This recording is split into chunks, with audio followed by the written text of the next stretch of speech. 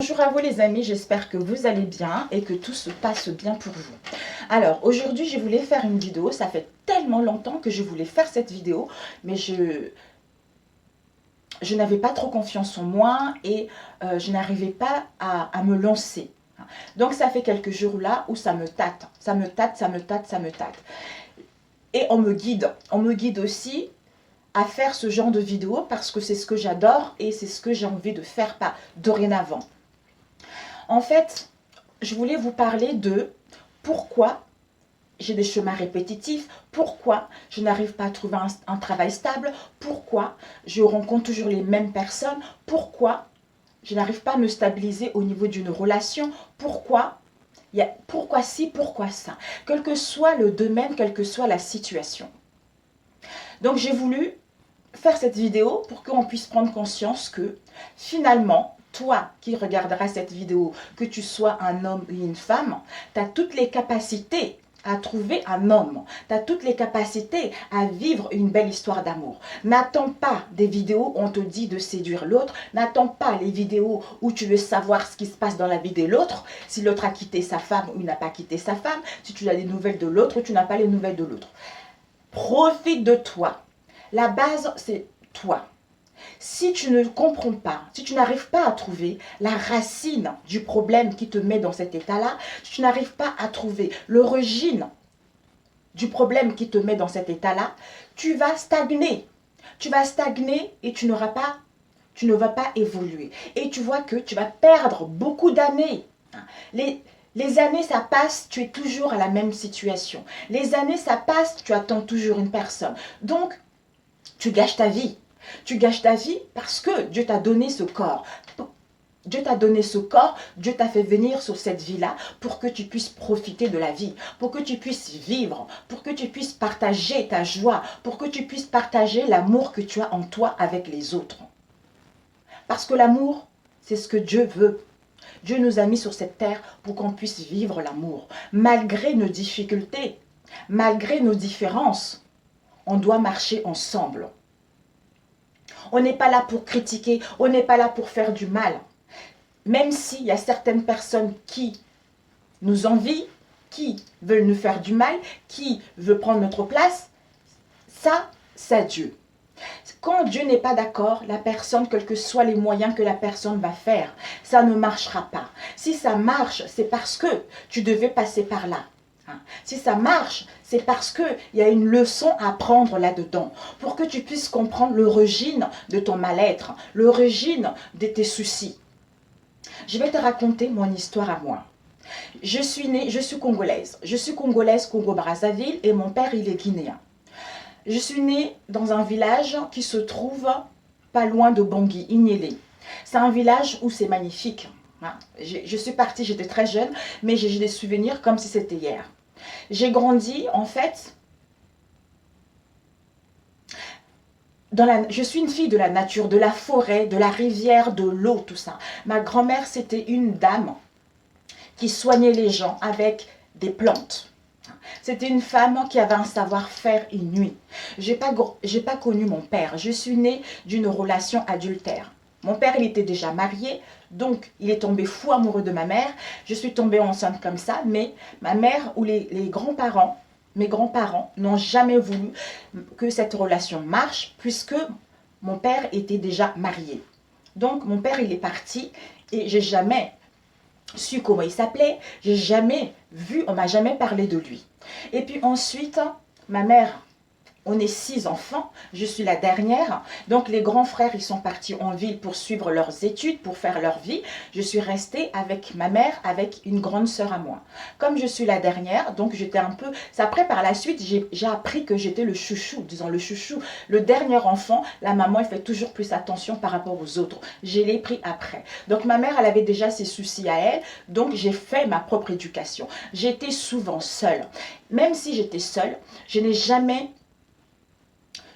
eu ça comme un manque. Je n'ai jamais eu ça comme des difficultés. Je me suis toujours sentie bien. Je me suis toujours... il y a des moments où j'étais seule, il y a des moments où j'étais avec mes copines, il y a des moments où j'étais avec mes cousines. Mais j'étais souvent seule. Et la personne qui s'occupait de moi, c'est ma grand-mère. Ma grand-mère, c'était une sacrée bonne femme. Elle avait un caractère d'enfer. Elle ne se laissait pas faire. Et quand elle est décédée, je me rappellerai toujours, je devais avoir 6 ans.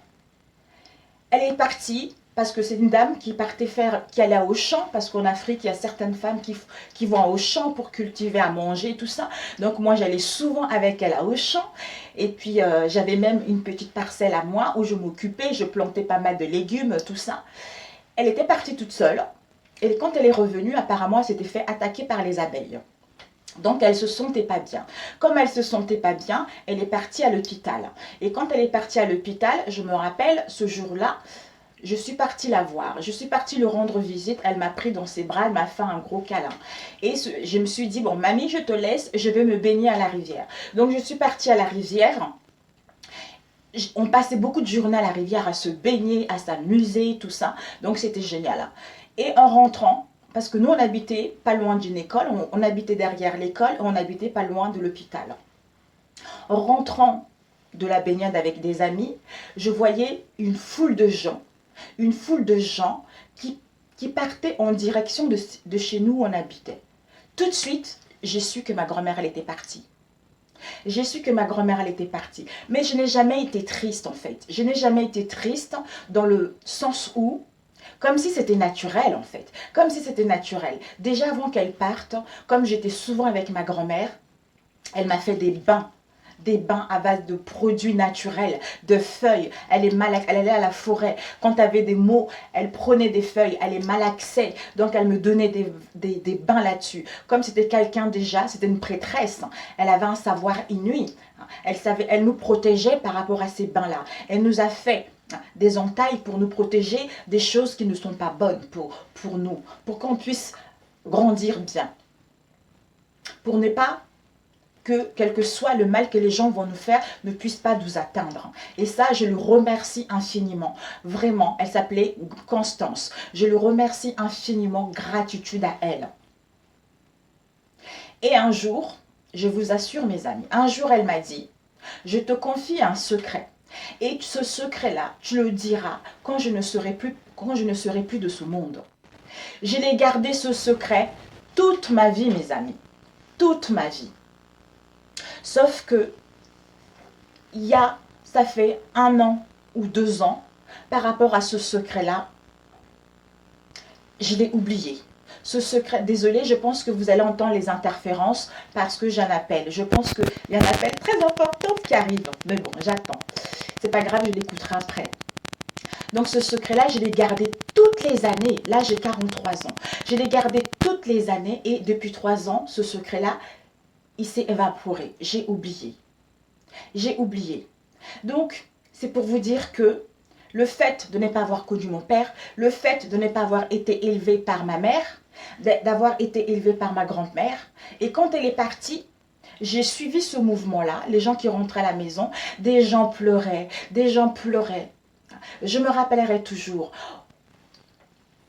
dans notre parcelle, il y avait plein de femmes qui l'ont lavé à l'extérieur de la maison, qui lui donnaient un bain. Et moi, je me rappellerai toujours, je me suis cachée derrière la maison pour voir. Mais je ne voyais pas très bien parce qu'il y avait beaucoup de monde. Il y avait beaucoup de monde et puis moi, je l'ai vu. Je l'ai vu et j'ai vu mon grand-père. Mon grand-père, il est décédé 1 semaine avant ma grand-mère. Et après, ma grand-mère, elle est décédée. Et les gens pleuraient parce que chez nous, quand les gens meurent, on fait une veillée avec la personne qui est décédée. Donc, il y a les gens qui pleurent, qui sont avec le corps, il y a d'autres personnes, on fait le café pour ceux qui veillent, et ensuite, un autre endroit où les gens dansent, les gens chantent. Et moi, j'étais là, je regardais, j'étais toute seule en fait, c'est incroyable, quand je vous en parle là et ça revient, j'étais toute seule, mais je voyais les gens pleurer, mais j'étais pas malheureuse, je n'étais pas triste. Et puis, il s'avérait que, quand on l'a enterré, j'ai continué mon chemin comme ça. Je ne me suis jamais sentie dans la solitude. Je ne me suis jamais sentie dans un mal-être profond, en fait. J'ai continué mon chemin, j'ai toujours été toute seule. J'étais là, dans la rue, non, comment dire, chez nous, on vit souvent dehors, donc j'étais dehors. Et je, je m'amusais toute seule. Je m'amusais à écrire sur le sable. J'imaginais je faisais des dessins sur le sable. Et le père de ma fille, de ma grande sœur, qui me disait, tu sais que c'est pas bien de ne pas aller à l'école. Il faut que tu ailles à l'école. Une femme, c'est très important pour une femme d'apprendre à lire et à écrire. Mais moi, j'aimais pas ça. J'aimais pas l'école. Je n'aimais pas l'école. De temps en temps, j'y allais. Deux fois, j'y allais pas. Comme il y avait personne, à part lui, hein, Bernard, le père de ma grande sœur, qui me disait qu'il fallait aller à l'école, mais à part lui, ma mère ne me disait pas d'aller à l'école. Donc, en fait, il n'y avait personne qui me disait, maintenant, il faut que tu ailles à l'école. Tu es un enfant, tu dois aller à l'école. Quelqu'un ne m'obligeait pas à aller à l'école. Donc, en fait, j'étais livrée à moi-même. J'étais livrée à moi-même et je m'organisais en fonction de ma vie à moi toute seule, en fait. Parce que ma mère, déjà, elle n'était pas bien. Donc, elle n'avait pas... Elle était souvent absente, en fait. Elle était souvent absente, donc il n'y avait pas cet amour-là. De temps en temps, j'étais avec elle, hein, parce que c'est quand même une mère. De temps en temps, j'étais avec elle, mais j'ai jamais eu ce manque d'amour. C'est parce que, comme j'ai été élevée comme ça, puisque j'ai pas eu cette sensation de manque au niveau amour, au niveau d'un père, en fait. J'ai pas eu ça. Et puis, quelques années, 8 ans, 8-9 ans, on m'a dit, tu vas aller en France. J'entendais, oh, tu vas aller en France, tout ça, il y a ton frère qui veut te ramener en France. Je me disais, la France, la France. Et puis un jour, il y avait mon tonton, hein, le frère de ma grand-mère, Clément. C'était un bel homme, super grand, qui aimait toujours bien s'habiller et tout ça. Et j'avais aussi mon oncle Justin qui est décédé, mon tonton Clément aussi qui est décédé. Et il m'a dit, je vais t'emmener en France. Je vais t'emmener en France parce que là-bas, tu vas avoir une belle vie. Je me disais, waouh, ok, d'accord. En fait, je n'avais pas cette conscience-là. J'avais pas cette conscience que je ne verrais plus ma mère, en fait. Voilà. Et le jour où je suis partie, il est venu me prendre, on est parti en bateau, ma mère n'était pas là. Ma mère n'était pas là et on est parti. Hein.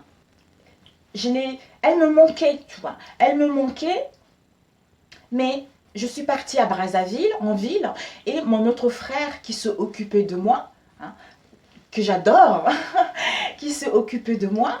Et puis après, quelques semaines après, un autre frère qui est en France, qui habite en France, est venu me chercher. Est venu me chercher, il m'a ramené ici en France. Donc il s'avérait que j'ai vécu l'adolescence normale, tout ça. Et puis ensuite, je commençais à grandir, à rentrer dans la maturité, comment dire, oui, dans la maturité. 20 ans, je commence à 18, 20 ans, j'ai eu ma puberté extrêmement tard, mes amis. Et j'ai commencé à rencontrer les garçons, tout ça. Ça se passait bien, mais j'avais toujours... En fait, je n'osais pas dire les choses. Je n'osais pas dire les choses, je n'osais pas dire non. Hein. Donc, s'il y avait quelqu'un qui me plaisait, que je n'avais pas envie de faire quelque chose, je disais oui, juste pour lui faire plaisir. Alors qu'au fond de moi, je n'avais pas envie. Que ça soit, que ça a été entre la famille ou les amis ou au niveau relationnel, ça a été comme ça. Donc, j'ai vécu des belles vies, une belle vie. J'ai fait les études ici en France, j'ai travaillé dans la mode, dans le prêt-à-porter, j'ai travaillé dans la Fédération française de prêt-à-porter international, j'ai travaillé dans le visuel, j'ai travaillé dans l'immobilier, j'ai travaillé dans plusieurs sortes de métiers. Comme me disait un ami, tu as tout fait quoi. Tu connais tous les métiers. J'étais assistante polyvalente, assistante de direction, j'ai été assistante de gestion. J'ai fait plein de choses. J'ai organisé les tournages des films, donc dans les maisons de production, plein de choses. Sauf au moment où j'ai eu 25 ans. Avant mes 23 ans, j'ai rencontré un homme. Et cet homme-là, avec qui il y a eu tout de suite un tilt par les biais des amis, et cet homme-là, j'ai eu le flash, lui aussi a eu un flash. Il s'avérait qu'on est sorti quelques mois plus tard et je suis tombée enceinte, j'ai eu ma fille, ma grande fille maintenant, Julia. Et lui, il n'a pas voulu en fait, il n'a pas voulu l'enfant, mais j'ai souffert. J'ai souffert parce que j'avais mon indépendance déjà. J'avais mon studio sur Paris dans le 11e arrondissement, derrière Bastille. Donc, je me suis débrouillée comme ça. Je me suis débrouillée comme ça, mais même si ça n'a pas été facile, j'avais mon bébé dans mes bras. Et je ne vais pas vous raconter vraiment le fond de ma vie parce que la vidéo va durer extrêmement longtemps. J'ai eu bébé dans mes bras et puis ça s'avérait que on m'a dit de laisser mon studio puisque déjà avant que j'accouche, j'avais 6 mois, j'habitais au 6e étage. Et les 6e étages, avec ma grossesse, on m'a dit non, ne reste pas là, on va t'aider. On va t'aider, viens chez nous, on va t'aider pour que tu puisses justement avoir un logement social. Il s'avérait que quand j'ai lâché mon studio, j'ai rendu mon studio, je suis restée 3 mois chez les personnes qui ont voulu m'aider. Et pendant les 3, ma fille avait 3 mois, c'était en hiver, je me rappellerai toujours. Ma mère, elle est décédée le 15 janvier. Et ma fille, elle est née en octobre. Et j'ai entendu au mois de avant qu'elle meure, que ma mère, elle attendait de savoir le sexe de l'enfant que j'allais mettre au monde. Et depuis, en fait, depuis que je suis venue en France, j'ai jamais l'occasion d'aller voir ma mère. Il s'avère que ma vie n'a pas été facile. J'ai fait les foyers, tout ça. Et Dieu merci, je suis toujours tombée sur les foyers magnifiques. J'ai toujours eu mon règlement à moi. Parce que j'étais quelqu'un qui suivait sa route. J'étais quelqu'un qui ne faisait pas du mal aux autres. J'étais quelqu'un qui ne critiquait pas les autres. Donc, j'avais toujours mon règlement à part. Les éducateurs me faisaient toujours confiance. Et quand je partais de ce foyer-là, quand je revoyais les filles me disaient que, tu sais qu'on parle de toi. Les éducateurs, même le directeur, parle de toi dans le sens où il faut que vous preniez l'exemple sur moi qui est partie, parce que j'étais une fille bien. Ben, en fait, pour moi, c'était naturel, en fait. C'était naturel. C'était naturel. Et puis... je suis en train de parler plusieurs sujets parce qu'il y a tellement de choses qui viennent dans ma tête, en fait. Donc,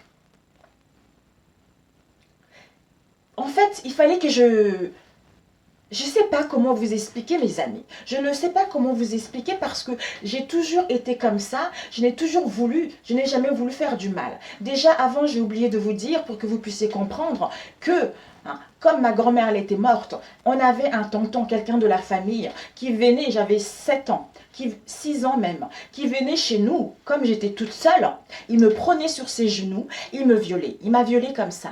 Il m'a violée. Et du coup, tout le temps, comme j'étais un enfant seul, il venait tout le temps profiter de moi, profiter de moi. Mais tout ça était endormi en fait en moi. Tout ça était endormi. Le fait d'avoir rencontré le père de ma fille, c'est là où ça a commencé justement.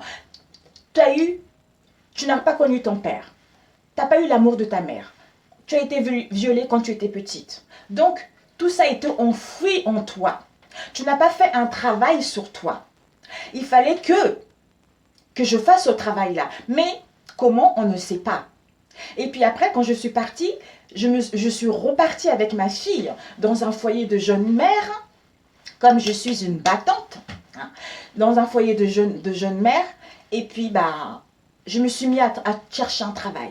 J'ai trouvé un travail, je gagnais mon indépendance. Et quand j'ai gagné mon indépendance, tout commençait à aller bien. Je reprenais la belle vie, je sortais, je rencontrais pas mal de gens. Jusqu'au jour où, un moment où je voulais aller au travail. Je me suis réveillée en retard pour aller au travail. Et puis j'appelle mon patron, je suis désolée, je suis en retard. Il me dit, t'inquiète pas, tu n'arrives jamais en retard. Tu es sérieuse par rapport à ton travail. Prends le temps, tu arriveras quand tu arriveras. Et à ce moment-là, il faisait froid. J'avais mon bonnet jusqu'ici, mes amis, et mon écharpe jusqu'ici. Dans le train, j'attends mon bus, dans le train, je vois un bel homme. Je vois un bel homme, tout ça, super grand, tout ça, avec des cheveux poivre et sel. Et lui, voilà, vous entendez les travaux parce que je suis venue ici, parce qu'en bas, mon mari fait des travaux. Et cet homme-là, il me regardait, il me fixait, je descendais à la gare de l'Est. J'habitais à Vers, dans le 77. Ensuite, je suis partie à Chelles. Et je l'ai rencontré quand j'habitais à Chelles. Et on se regardait, on se fixait, tout ça. Et en sortant, on arrive au terminal. Je sors et lui me suit. Il me dit, coucou, ça va? J'ai dit, oui, ça va. Et il me dit, est-ce que tu veux prendre un verre? je t'invite à prendre un café. Je dis non, non, non, j'ai pas le temps parce que je suis en retard, je dois aller au travail. Il me dit bon, écoute, je te donne mon numéro de téléphone au cas où si tu as envie d'aller prendre un café, d'aller prendre un verre, n'hésite pas à m'appeler. Je l'ai mis dans mon sac, j'ai travaillé, j'ai continué ma vie tous les jours, tout ça, sans vraiment me préoccuper en fait. En fait, moi, je suis quelqu'un, je n'ai jamais été malheureuse dans ma vie de célibataire. Je n'ai jamais été triste. Bon, de temps en temps, ça fait du bien parce qu'on a envie de partager quelque chose avec quelqu'un, mais ça ne m'a jamais rendue malheureuse, mes amis. Ça ne m'a jamais rendue malheureuse, je n'ai jamais été dépendant de quelqu'un. Donc, au bout de 3 mois, je fais le ménage, je range mes affaires, tout ça. Et je regarde dans mes sacs, je vois le numéro de téléphone de cet homme-là que j'avais rencontré. Et je l'appelle. Je l'ai appelé et c'était la messagerie. Je me suis dit, bon, ok, d'accord, je lui laisse un message. En fait, il était parti au ski. Et quand il est revenu, il m'a appelé, on s'est vu. Il s'avérait qu'on habitait à 6 minutes à l'un et à l'autre. À l'un à l'autre. Et on est arrivé dans cette ville-là pratiquement au même moment en fait. Donc, on avait plein de choses en commun. Il venait de quitter une situation assez difficile. Il avait fui parce qu'il était dans une relation toxique. Toxique, donc il a fui en cachette. Et moi, je suis restée dans cette ville-là. Après, j'ai déménagé, j'ai trouvé un logement beaucoup plus grand. Justement, je suis partie à Vers-sur-Marne. Et on est commencé à sortir ensemble. On se dit, pour moi, je me suis dit, non, lui, il était de la même vision que moi. On s'est dit, on se voit, mais on ne veut pas l'engagement. On ne veut pas du sérieux. Chacun chez soi. Moi, j'avais ma fille, mais tout se passait bien. Ma fille était bien éduquée. Ma fille, elle s'habillait bien. Ma fille, elle allait bien à l'école. Jusqu'à présent, c'est une intellectuelle. Vraiment, merci Seigneur Jésus-Christ. Merci. Ma fille, je l'ai laissée chez ma tante. Elle allait chez plein de monde, elle est ouverte d'esprit, elle a une grande sagesse incroyable. Et puis ensuite, ça faisait 6 mois qu'on était ensemble. Moi, je continue, comme c'était pas sérieux, moi, je continuais mon chemin. À l'époque, je travaillais dans la chaîne cryptée. Donc, je m'amusais, je sortais, j'étais bien, tout ça.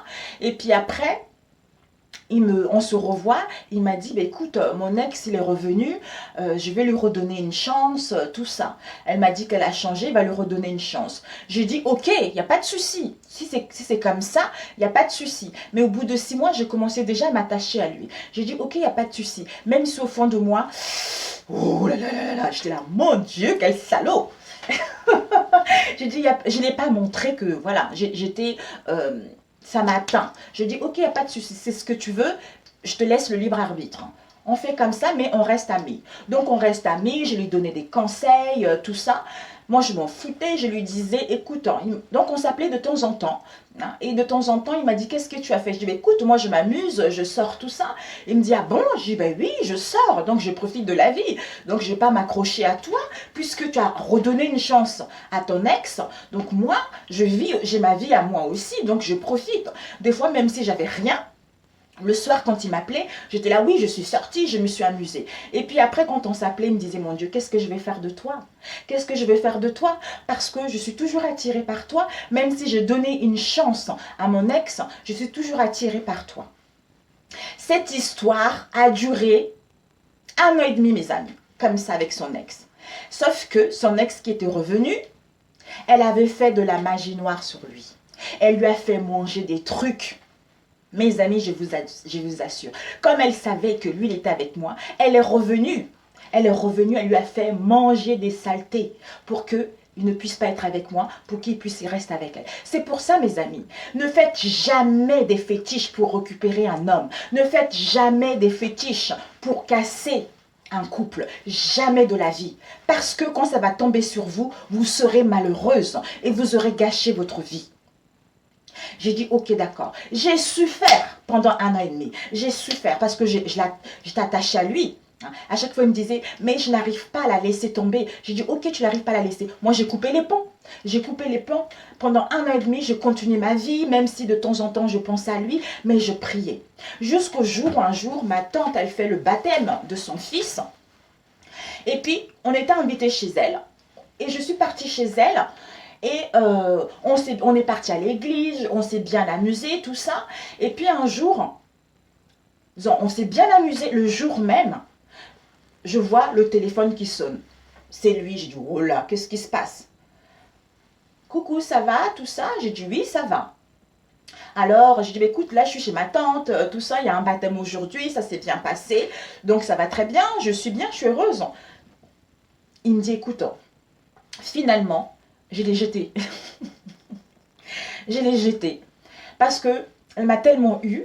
Déjà, au départ, quand il était avec elle, il avait fui. Il avait fui parce que c'était impossible de fuir parce que elle a sorti un couteau, elle a dit, un jour, c'est ce qu'il m'a raconté, mais je ne sais pas si c'est vraiment vrai. Mais je sais que j'ai toujours été guidée vers la réalité des situations. Un jour, elle lui a sorti un couteau, si tu me quittes, je te tue. Et quand elle est revenue chez lui, c'est pour ça qu'il a fui sans donner des nouvelles. Mais elle a réussi à le trouver. Et un jour, il lui a dit, si tu pars, tu me jettes dehors, je me suicide. Elle est montée dans le balcon en criant, je me suicidais devant tous les gens. Et puis lui, il a eu honte, il a fait rentrer à la maison. Donc ça restait des années comme ça. Et quand il m'a dit qu'il avait jeté, j'étais là, Seigneur Jésus. Seigneur Jésus. J'étais contente, mais j'ai dit que je n'allais pas le récupérer comme ça aussi facile. Ça n'allait pas être facile pour le récupérer. Il faudrait qu'il montre qu'il vaut la peine que je le récupère, qu'il vaut la peine que cette histoire puisse aller loin. Mais je n'attendais rien. Je ne voulais même pas m'engager avec lui. Donc, pendant quelques années, de temps en temps, il venait chez moi, on se voyait souvent, lui, il travaillait et tout ça. Et puis après, au bout de 2 ans et demi, je suis partie chez lui, j'ai quitté mon appartement, je suis partie chez lui avec ma fille. Tout se passait bien jusqu'au moment où on s'est dit, bon, là, on en a marre de dépenser l'argent à louer, donc on va déménager. On a changé de ville, on est parti au Plessis-Trévis, c'était super bien. Et puis après, on cherchait une maison. Et quand on a cherché une maison, on a trouvé cette maison dans le 93. On a acheté, j'ai vu, c'était le coup de foudre, on a acheté cette maison. Et je n'aurais jamais imaginé, mes amis, pour vous dire que cette relation-là, que j'ai rencontrée, était là pour me faire travailler sur moi. C'est-à-dire tout ce qui est enfui en moi depuis ma naissance, que c'était cette relation-là, qui allait me mettre dans ces situations, qui allait me faire travailler. Tout allait bien au début, comme j'étais quelqu'un de débrouillarde, j'avais monté mon entreprise, tout s'est bien passé.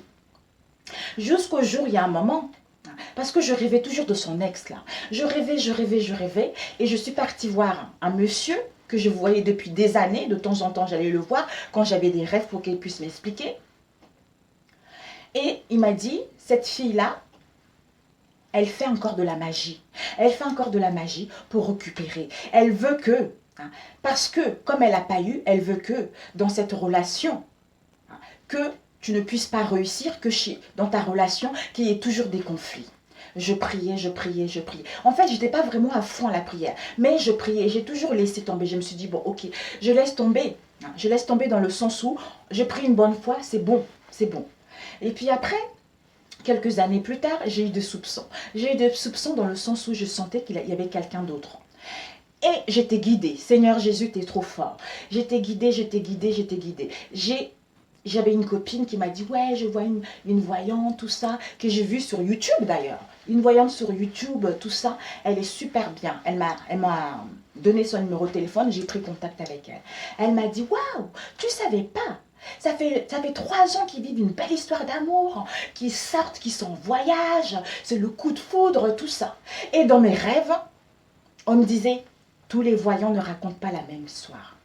Tous les voyants ne racontent pas la même histoire. Donc ne les écoute pas. Je dis, mais oh Seigneur. C'est à ce moment-là, en fait, que je commençais à faire les voyages astrales. C'est à ce moment-là que j'étais intéressée par la spiritualité. C'est à ce moment-là que je commençais à regarder plus des vidéos.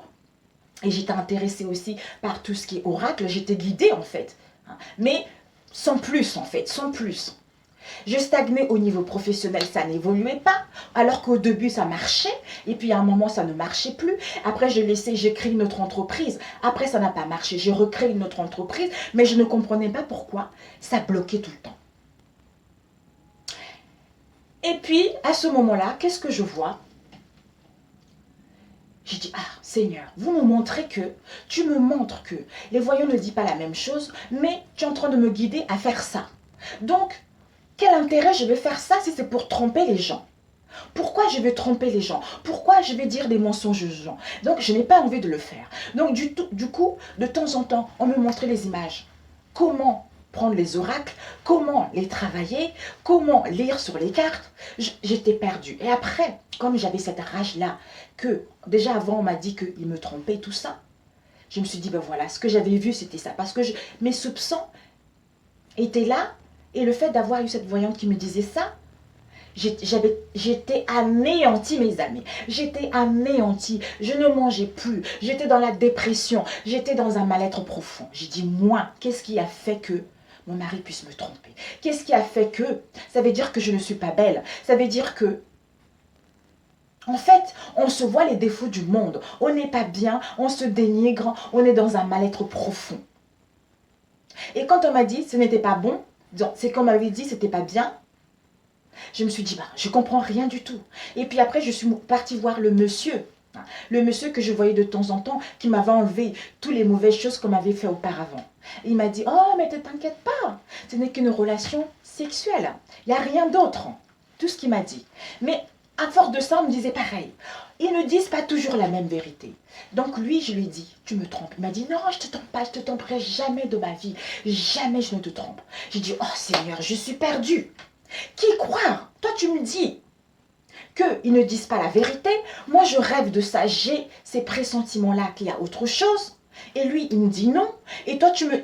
Mon Dieu, mes amis, j'étais dans un état pas possible. J'ai fait une dépression. J'ai perdu 10 kilos. 10 kilos. J'avais le manque de confiance en moi. Je n'étais pas bien du tout. J'étais triste, j'étais aigrie. Alors que je suis quelqu'un qui adore, qui aime amuser. Je suis cet enfant, en fait, je suis encore cet enfant qui aime s'amuser. Je suis cet enfant qui est dans la joie. Je suis quelqu'un qui a la joie de vivre. J'aide les gens.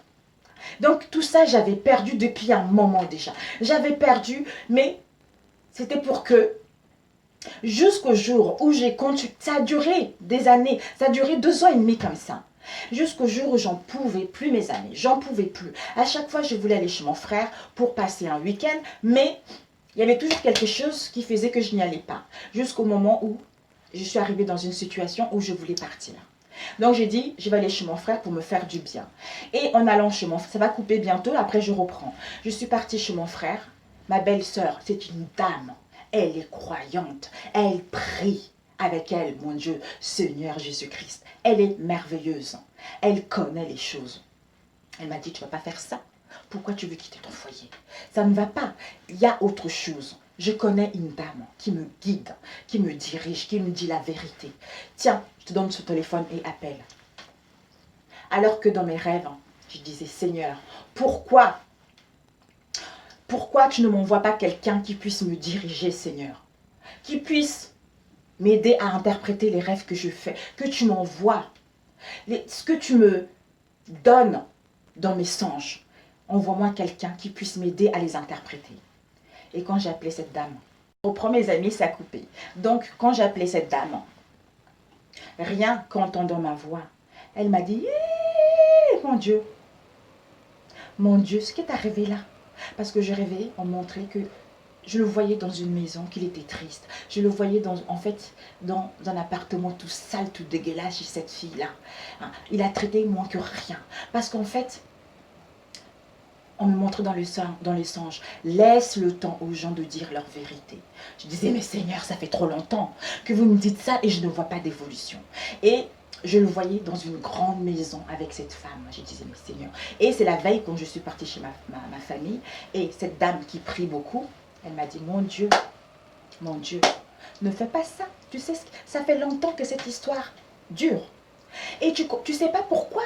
Et tu n'arrives pas à te poser des questions. Pourquoi tout ce que tu entreprends ne marche pas? C'est parce que cette fille-là, elle fait ça à 3 hommes. Elle fait ça à 3 hommes. C'est-à-dire, elle a 3 hommes avec qui elle mange de l'argent. Elle a envoyé, elle a pris son nom, c'était la veille, elle a pris son nom, elle a pris ses cheveux, elle a envoyé au Cameroun. Elle a envoyé au Cameroun pour que lui puisse l'aider, pour que lui puisse l'épouser, c'est-à-dire à prendre ma maison où je suis. À prendre ma maison où je suis. Que tout ce que j'allais entreprendre ne marche pas. Pour que je sois dans la pauvreté. Pour que, en étant dans la pauvreté, pour que mon mari ne puisse pas m'aider.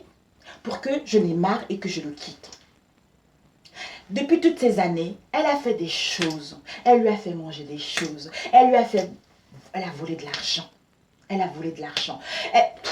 Mon Dieu. C'est pour ça, mes amis, c'est pour ça que je ne comprenais pas pourquoi il y avait tout le temps des conflits, pourquoi il avait changé. En fait, cette situation m'a fait tellement travailler sur moi, dans le sens où il y avait des blessures à guérir. C'est-à-dire, j'étais comprenée à lui, c'est-à-dire, comment je n'ai pas connu mon père. Donc, j'étais comprenée à lui parce que j'avais des blessures de l'abandon à guérir. Et j'avais le blessure du manque d'amour à guérir. C'est-à-dire à reprendre ma vie et aussi à soigner ce que j'avais oublié, le viol qu'on m'avait fait quand j'étais petite. Vous voyez comme quoi, même si cette histoire a eu lieu, mais ça m'a permis, moi, de savoir la racine de mon mal-être, de savoir pourquoi cette situation était comme ça, de me guérir, de me transformer, d'avoir davantage confiance en moi, de voir que j'ai toujours été cette personne qui est belle, j'ai toujours été cette personne qui a toujours rencontré du monde, cette personne qui est épanouie, qui aime guider les autres. S'il n'y avait pas quand j'ai appris ça, j'avais la rage, mes amis. Tout ce que j'avais envie, c'est de l'attraper, de lui couper les cheveux, de lui tourbillonner. En plus, j'avais déjà vu la photo de cette fille-là sur le téléphone de mon mari. Et quand j'avais vu cette photo, il me dit, ah, je ne comprends pas. En fait, comme elle lui avait fait boire des choses, elle avait tellement manipulé. C'est au niveau de l'inconscient. Donc, tu manipules quelqu'un. Au niveau de l'inconscient, la personne n'est pas consciente de ce que la personne fait. Voilà pourquoi, lui, au niveau de son cœur, de son âme, qui disait qu'il ne me trompait pas. Alors qu'au niveau de son inconscient, il y a une manipulation, il y a des potions maléfiques. Donc, en fait, elle voulait me dégager de chez moi, de prendre ma maison. Et ensuite, en prenant ma maison, elle le jette dehors et qu'il ne voit plus ses enfants et elle prend la maison. Vous vous rendez compte? Quel genre d'humain peut agir comme ça, mes amis? Quel genre de fille tu peux agir comme ça? Pour de l'argent. C'est parce que, apparemment, c'est une fille qu'il a vue, qu'elle le surveillait depuis. C'est pour ça que je le voyais. Je voyais une fille black qui surveillait mon mari. Je voyais, d'ailleurs, l'ancienne, c'était une arabe. Donc, il ne faut pas dire que c'est que les noirs. Non, c'est toutes les filles, mes amis. C'est toutes les filles. Il n'y a pas des origines, c'est toutes les filles. Donc, il ne faut pas dire ça. Et je voyais une fille le suivait tout le temps dans mes rêves, le suivait dans le métro, tout ça. Ben, en fait, c'était elle. Donc, en fait, quand elle a vu, elle s'est dit, ouh, le bon pigeon. Le bon pigeon, donc je vais faire tout ce que je veux. Comme lui, après, ils ont parlé concrètement. De temps en temps, ils se voyaient, mais sans plus. Comme elle a vu que c'était quelqu'un, parce que moi, j'étais préoccupée par mon entreprise. Et effectivement, comme on dit, de toute façon, c'est 50-50. Moi aussi, ça m'a permis aussi de faire une remise en question sur moi. Donc, jusqu'au jour qu'ils sont partis manger ensemble, elle a commencé à mettre des choses par-ci et par-là, par-ci et par-là. Donc, c'est comme ça qu'elle a attrapé. C'est comme ça qu'elle a attrapé. Et après, la dame, elle m'a dit, écoute, là, heureusement, tu es venu me voir parce que il allait l'épouser. Il allait l'épouser et t'allais dégager de la maison. Il n'allait plus jamais voir ses enfants. C'est là où elle m'a dit, c'est là où ma belle-sœur m'a dit, j'ai un livre de prière. Maintenant, tu vas te mettre dans la prière. Mon Dieu, mais c'était fort, mes amis. C'était fort. Je vous assure, mes amis, Dieu, Jésus-Christ, le Tout-Puissant, quelles que soient les magies, quel que soit ce que vous faites, mes amis, vous ne m'atteindrez plus. Quel que soit ce que vous voulez m'envoyer comme flèche, vous ne m'atteindrez pas parce que derrière moi, il y a Jésus. Et derrière moi, je suis guidée. C'est pour vous dire que s'il n'y avait pas cette histoire-là, je n'aurais jamais fait les oracles. Je n'aurais jamais développé mon don spirituel. Comme disait cette dame qui priait, mais tu as des bons songes, toi. Tu as des bons songes. Tout ce que Dieu te montre par les rêves, c'est vrai. Tu es faite pour guider les autres. Pour l'instant, tu commences par... Au départ, elle voyait l'inconvénient. Elle disait, moi, je ne suis pas tout à fait d'accord par rapport aux oracles. Mais tu vas prier et d'ici 7 jours, tu me rappelles.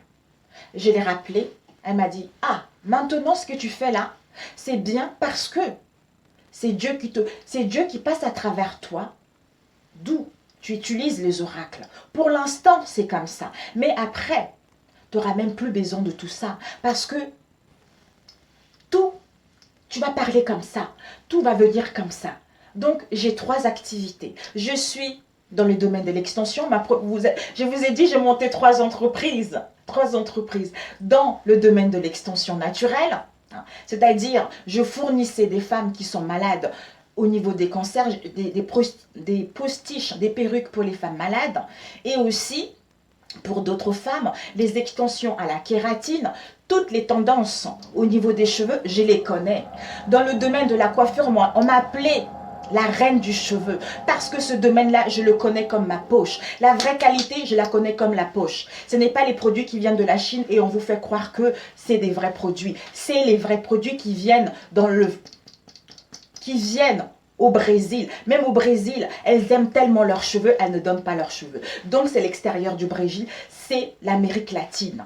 Ces cheveux-là, ils viennent de l'Amérique latine et de l'Inde. Moi, je travaille principalement avec ces fournisseurs-là. Et aussi, je fournissais les professionnels pour tout ce qui est des soins pour les cheveux, des lissages brésiliens, les botox pour les cheveux. Et ensuite, je me suis perfectionnée pour tout ce qui est sourcils, pour tout ce qui est cils, tout ce qui est des sourcils permanentes, vous voyez, des ongles, tout ça. Donc, c'est pour vous, plus l'oracle. Mais le fait d'avoir comme à lancer dans cette activité-là au niveau de l'oracle, ça m'a permis d'avoir confiance en moi. Ça m'a permis de me redécouvrir. Ça m'a permis d'avoir la joie. Vous ne savez pas, quand je fais de l'oracle, la joie que ça m'apporte, le bonheur que ça m'apporte, la force que ça m'apporte et la satisfaction de guider les gens. Au départ, quand j'étais pas dans la prière, quand j'ai commencé ça, c'était bien, mais sans plus. Et quand cette dame m'a dit, c'est bien ce que tu fais parce que tu pries avant et parce que Dieu Dieu te transmet les messages à travers de l'oracle. Et parce que quand tu as fini tes consultations, tu guides les gens avec les prières et à faire les prières, ça, c'est une bonne chose. Et depuis que je suis rentrée dans la prière, mes amis, ce que je trouve que c'est devenu encore plus puissant, beaucoup plus fort. De temps en temps, j'ai les attaques. De temps en temps, j'ai les attaques sur ma chaîne. Les gens, ils essayent que je parte sur cette chaîne. Les gens, ils essayent de parler du mal sur moi. Les gens, ils essayent de m'envoyer les énergies toxiques. Sauf qu'ils oublient que moi, maintenant, mes amis, j'ai tellement la force, je sais tellement me défendre. Et je me dis, grand-mère, je te remercie de m'avoir donné cette force, de m'avoir protégée quand j'étais petite.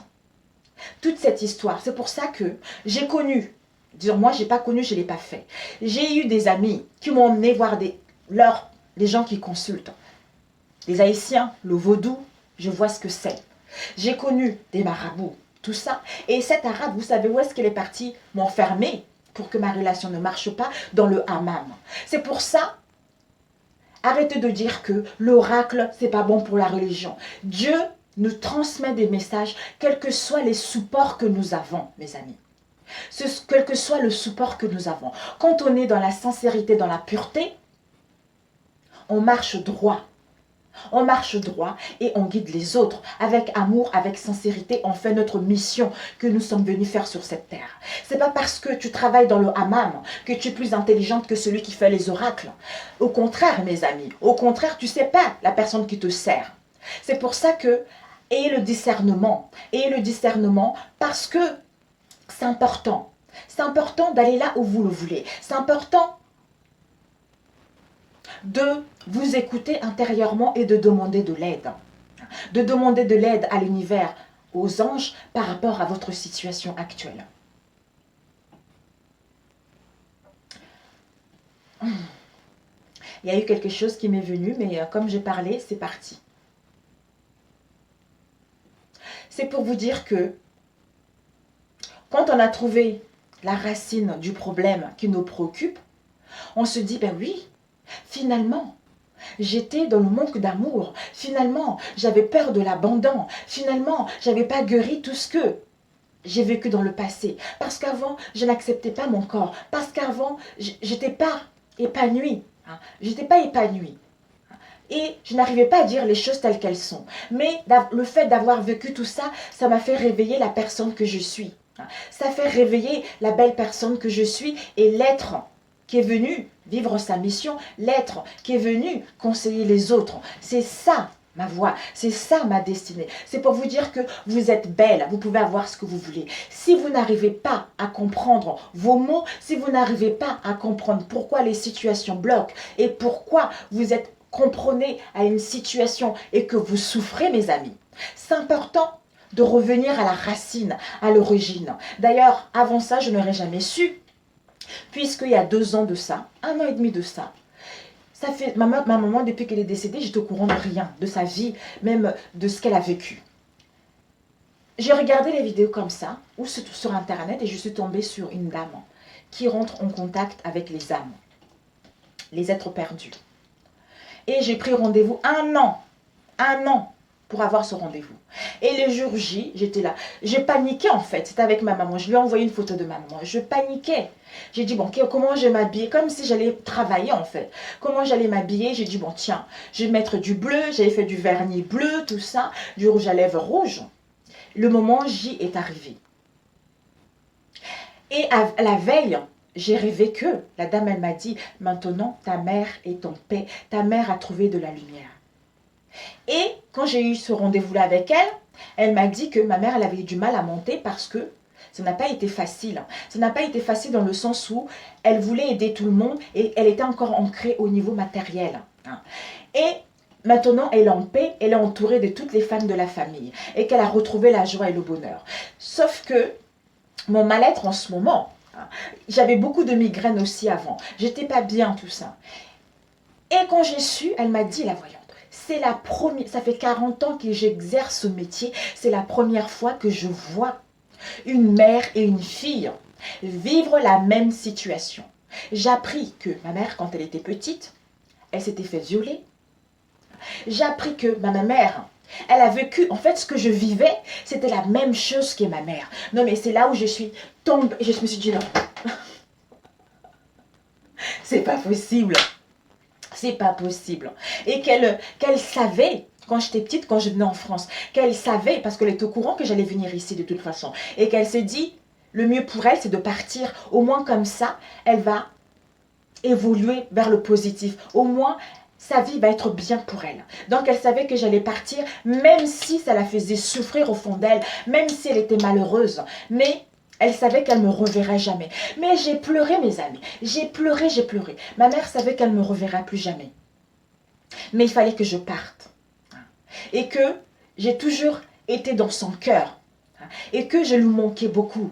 Et qu'elle aurait aimé, que j'ai quelque chose d'elle quand elle est partie. Au moins, et qu'elle était désolée de ne pas m'avoir laissé un héritage. De ne pas m'avoir laissé quelque chose d'elle.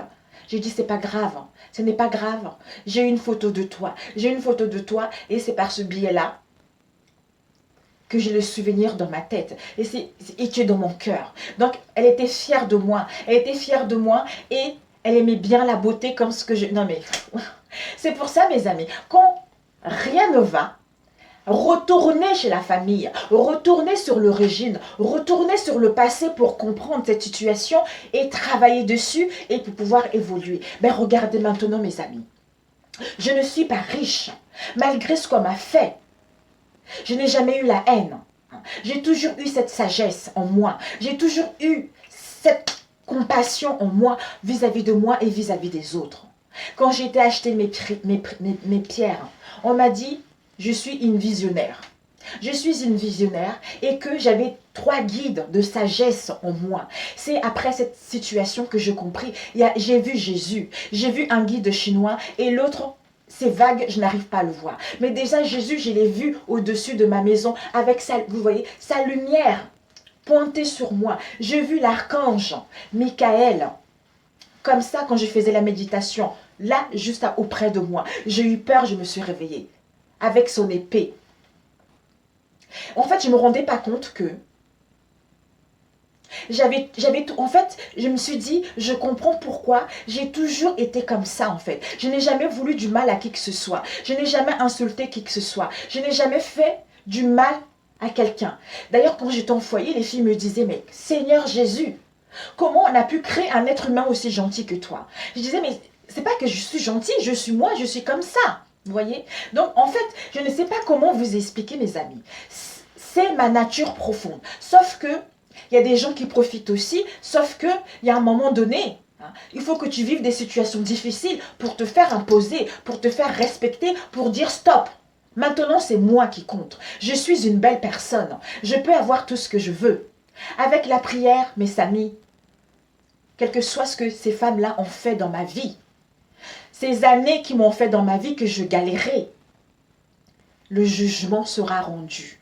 Le jugement sera rendu et je sais que maintenant, on ne peut plus m'atteindre. On ne peut plus m'atteindre et je fais plus davantage confiance en moi, à mes pressentis, à mes rêves, mes amis. Donc, il y a une leçon, même s'il y a eu beaucoup de souffrance, il y a une leçon à en tirer que. D'ailleurs, il n'y a pas longtemps, j'ai dit, j'ai grandi. Je repensais à ça, je rigolais toute seule. Je disais, mais Seigneur Jésus, merci. J'ai grandi dans cette histoire. J'ai grandi et je suis bien. Je m'accepte, j'accepte mon corps, je suis quelqu'un de belle. J'ai toujours, voilà. Quand j'avais mes rendez-vous, j'allais voir, j'avais un entretien au niveau, je me rappelle, chez France 2, j'avais un entretien pour un travail. Je voyais la DRH. Avec la DRH, ça se passait tellement bien. Et puis après, par la suite, je voyais le boss. Mais en fait, ça a toujours été comme ça. Dieu m'a toujours ouvert les portes vers ce que j'aime. Mais il fallait que je passe par là pour justement travailler ce mal-être que j'avais en moi, pour pouvoir justement me rouvrir les portes à nouveau et aller là où je veux. Voilà, c'est ça que je voulais vous dire. S'il y a des choses qui bloquent dans votre vie, mes amis, faites le nécessaire de faire un travail sur vous. Faites le nécessaire de vous occuper de vous. N'écoutez pas. Laissez votre moitié. N'allez pas faire des magies noires pour récupérer quelqu'un, pour détruire une famille, parce que vous êtes dans l'égoïsme, parce que vous êtes attaché à l'argent. Ce n'est pas l'argent qui va faire que vous allez loin. Au contraire, ça va capoter. Quand la personne sera au courant, Dieu est là. Dieu est là. Si ça marche, c'est que la personne doit vivre cette situation pour comprendre. Mais sache que plus tard, quand ça va revenir vers toi, tu vas en baver. Tu vas en baver et ça va te servir aussi de leçon pour ne plus jamais répéter. Voilà. Donc, ne soyez pas attachés à votre moitié, mes amis. Voyez-vous, écoutez-vous. Vous êtes la belle personne. Vous êtes magnifique. Arrêtez de vous prendre la tête avec votre moitié que vous n'avez pas de nouvelles, votre moitié qui est partie. Occupez-vous de vous. Donc, si vous n'arrivez pas, vous êtes triste, vous n'êtes pas bien, c'est parce que vous avez des blessures à guérir. C'est parce que vous devez travailler sur vous. Si vous étiez bien, si vous n'avez pas des blessures, vous ne serez pas dans cette tristesse et vous ne serez pas attaché à cette relation. Cette situation, ça m'a permis de m'occuper de moi, de reprendre le contrôle de ma vie. Et croyez-moi, depuis que je suis comme ça, mon mari, coucou, ça va chérie? Tu veux que je t'aide? On va faire ci. Je ne suis plus, comprenez, j'ai plus cette peur d'abandon, j'ai plus cette dépendance, le manque d'amour, parce que je me donne cet amour-là, parce que Dieu me donne cet amour-là. Donc, j'ai plus besoin de ça. J'ai guéri, je me suis pardonnée pour pouvoir avancer. Comme ça fait que je ne suis plus attachée à ça, ben, je me libère des énergies et je coupe ce qui a été hérité. Je coupe ce que la lignée familiale a vécu depuis toutes ces années. Donc, le fait d'avoir fait un travail sur moi, je romps toutes ces malédictions qu'il y a eu au sein de la famille. Je romps tout ce mal-être que toute la lignée familiale a vécu. Parce que il fallait quelqu'un pour le couper et c'est moi qui le coupe. Donc, à partir de là, je libère moi, je libère ma famille, je libère toute ma famille, mes enfants, pour justement aller là où je le souhaite. Voilà mes amis. J'espère vraiment que cette vidéo vous a parlé et je sais que certains ne vont pas être d'accord. Maintenant, j'ai décidé, parce qu'avant, j'étais très timide, j'avais peur des commentaires des autres. Mais maintenant, c'est fini. Donc, je dis les choses parce que je le pense, sinon, ça ne sera pas ma mission divine. Ça ne serait pas ma mission divine. Ces derniers temps, on m'a montré ce que je dois faire. On m'a montré vers quelle voie je dois y aller. Ben, je te remercie, mon Seigneur. Je te remercie, Seigneur Jésus-Christ. Je te remercie de me guider. Je te remercie de toute la vie que tu m'as donnée. Je te remercie de toutes les épreuves que j'ai eues dans ma vie, parce que ça m'a permis d'être là où je suis. Ça me permet aussi d'aller là où je le souhaite. Parce que je ne me voyais pas aussi grand, je me voyais petit, alors que Dieu me voyait très grand. Donc c'est ça. Sur ce, je vous embrasse et j'espère vraiment que ça va vous aider et surtout à prendre soin de vous, à vous occuper de vous, à reprendre le contrôle de votre situation, à ne plus vous prendre la tête, à attendre quelqu'un en regardant les vidéos de votre moitié qui fait tel truc, de votre moitié qu'est-ce qui se passe dans sa vie, de votre moitié s'il va quitter sa femme. Mes amis, ne faites jamais ça. Dans vos pensées là, ne pensez pas si votre moitié est en couple. Laissez Dieu s'en charger. Si c'est quelqu'un qui est fait pour toi, il aura quitté sa femme depuis longtemps. Si, peut-être que même, si tu n'obtiens rien, c'est parce que ces épreuves-là, tu dois comprendre quelque chose. Si tu comprends ces épreuves-là, peut-être que la personne va revenir vers toi et tu pourras créer une histoire d'amour merveilleuse. Mais si cette personne n'est pas faite pour toi, tu dois comprendre justement ces épreuves-là pour qu'une nouvelle personne rentre dans ta vie. Donc, c'est tout à fait ça. Donc, ne restez pas dans les ex du passé, ne restez pas à attendre quelqu'un. Vous êtes trop belle, vivez votre vie, vous êtes magnifique. Profitez de votre vie, profitez de ce qui vous fait plaisir. Parce que vous gâchez votre vie, mes amis. Vous gâchez votre vie. Moi, ça ne me dérange pas d'être seule. Ça ne me dérange pas les difficultés. Parce qu'avant, j'étais tout le temps là. Oh là là, ça ne va pas. Oh là là, il y a des obstacles. Comment je vais faire?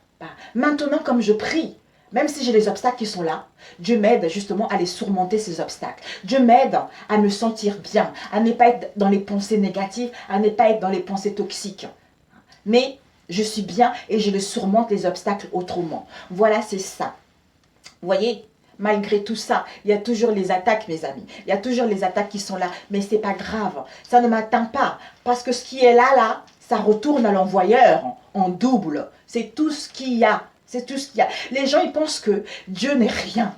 En fait, c'est ça, je me dis, mais les gens, qu'est-ce qui est dans leur tête? Ils pensent qu'en faisant du mal, que Dieu est rien, que Dieu ne va pas protéger ses enfants. Je ne sais pas qu'est-ce qui se passe dans leur tête. En fait, je ne sais pas. Je ne sais pas. Je ne comprendrai jamais. Mais c'est comme ça, c'est la vie. On doit passer par là. Et ce sont les leçons de la vie à prendre aussi.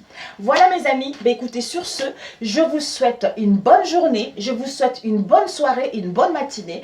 Et puis, je vous dis à très bientôt, les amis. Ciao, ciao!